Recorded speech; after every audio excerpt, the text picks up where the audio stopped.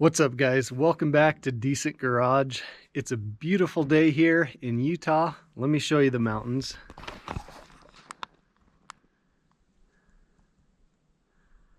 There it is. I swear I get more comments on my videos about the view from my house than I do about truck stuff, but that's totally fine with me. So today we're going to be talking about 3 options that you have to make sure that your truck is shifting in and out of overdrive correctly.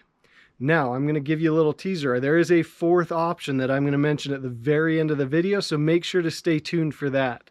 But let's go over and start showing you all the options you have available. Also, I've got some exciting news for the channel today. As a small YouTuber, I've always seen other big channels that have sponsors for their channels, and I've always wondered if someday that would be me. Well, guys, we've done it. We have the first official sponsor for the Decent Garage. We'll touch back on that later on in the video. All right, you guys, so the first thing when it comes to overdrive issues in the truck is don't jump to conclusions and think your transmission is going bad. Typically, the culprit is this piece right here. This is called your throttle position sensor, or TPS. This is what tells your computer when to shift the overdrive unit in and out of overdrive. Okay, now I'm going to be honest, I haven't had this installed in my truck for probably 7 years. This is one of the first things I took off my truck because I thought this was the issue, and it may well be the issue. But I installed another option that I'm going to talk about after we talk about diagnosing the TPS and adjusting it correctly. I'm actually curious. I'm going to install this back in there, adjust it correctly, and see how it runs. And maybe the TPS really wasn't bad and it was just out of adjustment. Okay, the TPS goes right here on the injection pump, just like that. And another important factor is there is a bolt here on the bottom. That bolt needs to fit right in here on your throttle lever just perfectly. Another thing that's important to see, and I'm going to show you this now before I install it, you've got this bolt here, but you've also got this plastic piece that is the perfect size for a 10mm wrench. Okay, so that we're going to get back to as we try to adjust it.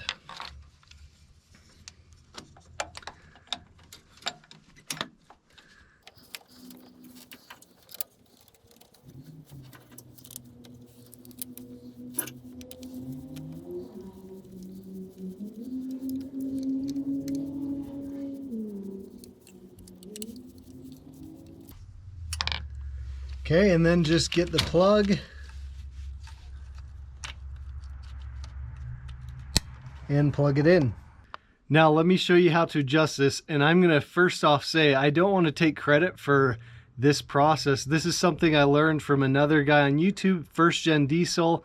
He used to make videos a year or so back and he stopped. He was making great stuff, but he doesn't do it anymore. So I'm going to link his video above as well so you can watch that. He only talks about adjusting it. We're going to go through and adjust it, but also talk about other options if the TPS is actually bad. So just wanted to give credit where credit is due. So let's go ahead and adjust this. So the first step to adjusting it is get your keys, turn your ignition to on. Don't start the truck, just turn it to on so you've got power to the TPS. All right, so the ignition is on. Now there's a couple tools you're going to need for this. You're going to need some type of pick or something that can get in, and I'll show you what I'm going to do with it so you can determine if you've got the right tool for it. You're going to need a 10mm wrench, and you're going to need a voltmeter. All right, so the first thing you need to do, on the male end of the plug in the back here, there's a little rubber grommet that goes to keep all the dirt and gunk out of the wires where they insert into the plug. So you need something. I'm going to use a pick to kind of pry that little grommet out of there.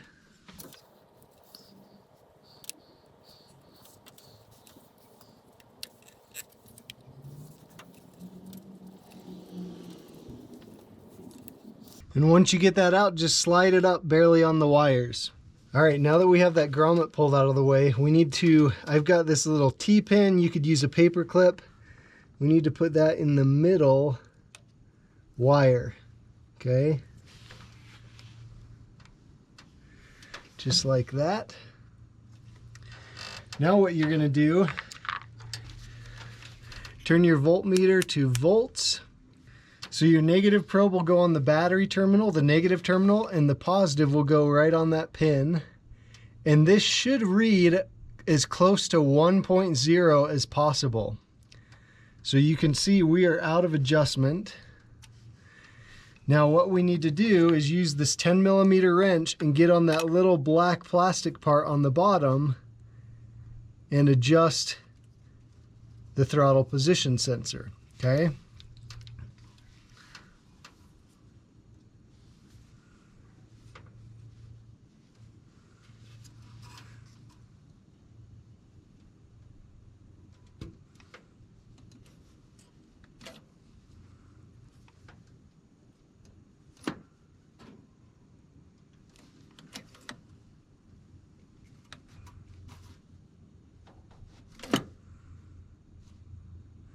Okay, so there we got it adjusted too high, too low.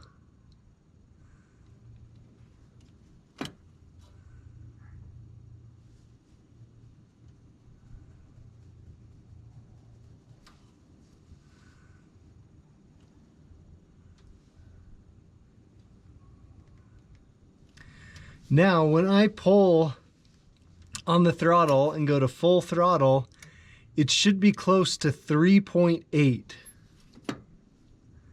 Should go down to 1. 3.93. So we're going to test that and see if that is good. So you can see it was going between 1 at resting and full throttle 3.9. We're going to test that and see how that is with shifting, and we can adjust from there. If we need to lower it just a little bit, we may need to. But let's go take it for a drive and see how it goes. All right, so I'm gonna go take it out on a stretch where I can get up to overdrive speed, which to me is usually between 35 and 40 if I'm not towing.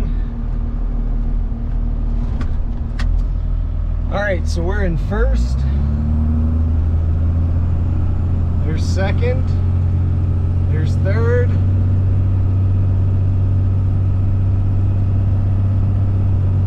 And there's overdrive.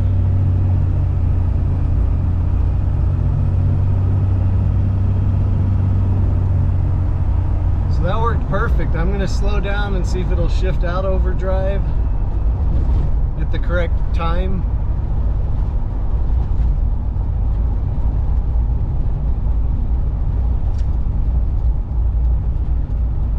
There it goes, out of overdrive. Oh boy, this is nice.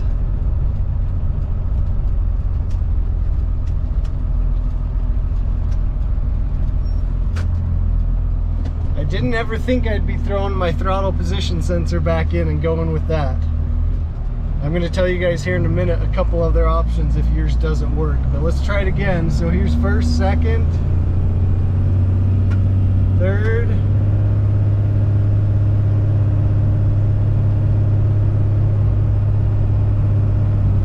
and overdrive right at 40 miles per hour. It's perfect.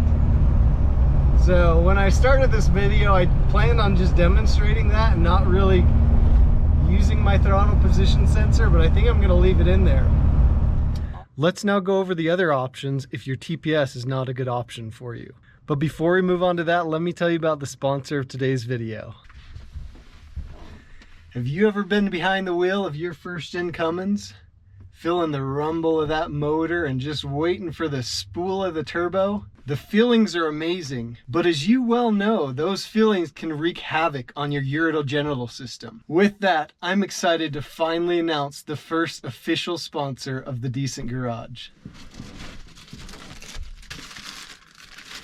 Depends adult diapers provide the comfort and confidence that I need when that Cummins excitement gets the best of me. Their comfortable, low-profile design makes driving my first gen to work a pleasure. And best of all, when I'm cruising past that power stroke and roll coal on the freeway and mess my pants from excitement, Depends adult diapers contain the mess and make cleanup a breeze. Make sure to check the link in the description below to get your Depends adult diapers. And we're back. I've got that grommet pushed back in there. And I'm telling the truth when I say I pulled my throttle position sensor out. I had to dig through boxes of parts to find it. I was not planning on this actually working and actually using it. I thought it was a bad throttle position sensor. But with it working, I'm gonna leave it on there and run it for now, because let me show you the option number 2 that I have gone with on my truck. That's a good option. Okay, now this is called a TPS delete kit. I've got a link in the description below where you can buy this. It's $30 from dnrcustoms.com. Now what it is, if we look inside my cab here, I've got this little dial right here. Now that little dial is called a potentiometer. I'm not going to go into the physics behind why this works and how it works, but just know that's a little knob that I can turn to adjust when my truck shifts into overdrive. The kit comes with the knob and then the wiring harness, which you can see right here, with the 3 wires that you go into the plug, into the male end of the plug here. So essentially you're taking the shifting of overdrive away from the PCM through the throttle position sensor, completely unplugging the throttle position sensor, and you use that potentiometer to adjust where that shift point should be at. Now, here's the thing. People rave about this TPS delete kit. And I'm going to say this, it works fine. I haven't had significant issues with it. I will say it is not as good as what it's made out to be. It's not, at least mine, I can't just turn it and slightly adjust between 36 and 38 miles per hour. Mine is super finicky. For example, if we're on a road trip and I've got one of my kids in the front middle seat, I'm on them like gravy trying to keep them from kicking that thing, because if they barely touch it, it just throws it all off. It'll kick it out overdrive. It takes me a couple minutes to finally find that sweet spot. So I don't know if I just got a bad one for some reason, but when it works really well. But when it doesn't work, it takes a lot of adjusting and trying to get it to where it's supposed to be. So for that reason, I'm going to go back to the TPS on this truck. And then if the TPS goes out, I've got the DNR Customs TPS delete kit installed. I would just need to plug it right back in. So that's option number 2. Very good option, very easy to install. It comes with great directions on how to run the wires, where to plug it in at. So great option if you have a bad TPS. Now, option number 3 would be to put your overdrive on a toggle switch. So I'm going to link a video above right now where I did this with the white single cab that I used to have here at my house. I put the overdrive and the lockup on toggle switches. Now, I did a lockup because it had a 47 RH transmission. For these trucks, if you have the stock automatic with overdrive, it's a 46 RH, and you will only need to put overdrive on a toggle switch. So you can follow the instructions in that video on how I did that. The advantages of going that route is that you can automatically shift it in or out of overdrive whenever you want. It is on demand whenever you want it. Some people really like having that control over when they're in and out of overdrive, especially for towing. Now the problem is, if you have it in overdrive and you slow down to a real slow speed and you don't flip that toggle switch off, it doesn't know to kick out of overdrive, and it'll stall your transmission, stall your truck basically, with the transmission stalling it out. I don't like that option because a lot of times my wife drives this truck and she doesn't drive it enough to know when to put it in and take it out of overdrive. And I'm afraid that if she were driving it, she'd forget to take it out of overdrive and she'd stall it. Now, it's not a huge deal, and I'm not talking bad about her either, but I'm just saying when you don't drive these trucks often and know all the quirks that you have to do to get it to operate properly, you forget things. So I don't want to put her through that. So my favorite option is either adjust the TPS or do the DNR Customs TPS delete kit. Now, there is one option that I have not told you guys about that's a lot of people like this option. It's much more expensive, and that is doing a manual swap. Okay, you can do a manual swap on your truck and never have to worry about overdrive again. But for those with automatic transmissions already in your truck and you want it to function good, these are the 3 options that you have. So that was a short and successful video, I would say. Hopefully this video helps you guys out.